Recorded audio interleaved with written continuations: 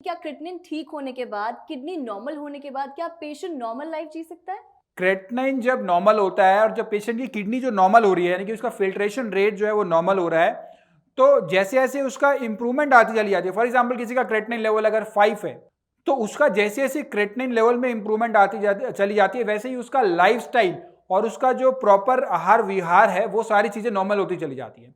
ये एक पर्सनलाइज होता है बड़ा कि आपका उस लेवल पर आपका कितना क्रिएटिनिन लेवल है और आपका उस किस तरीके से इंप्रूवमेंट आ रही है। तो जैसे जैसे आप सेकंड विजिट पे हमारे पास आते हैं, हम देखते हैं कितना आपका इंप्रूव आया, कितना जीएफआर बढ़ा, कितना अदर पैरामीटर्स आपके नॉर्मलाइज हुए हैं। उस हिसाब से आपकी लाइफ में भी नॉर्मल चीजें होती चली जाती है। अभी किसी का डायलिसिस चल रहा है तो उसकी लाइफ पूरी डिस्टर्ब हो जाती है। 3 बार वो जा रहा है, हॉस्पिटल जा रहा है, डायलिसिस करा रहा है, रेगुलर जा रहा है, जाता चला जा रहा है और यही कार्यक्रम चलता चला जा रहा है और सारी उम्र ऐसा होता चला जा रहा है। उसको धीरे धीरे कम किया जाता है। थ्राइस अ वीक डायलिसिस हो रहा है, ट्वाइस अ वीक से once in a week, once in 5 days, gradually उसे रिड्यूस किया जाता है। पैरामीटर्स के अकॉर्डिंग किया जाता है, साइंटिफिकली किया जाता है।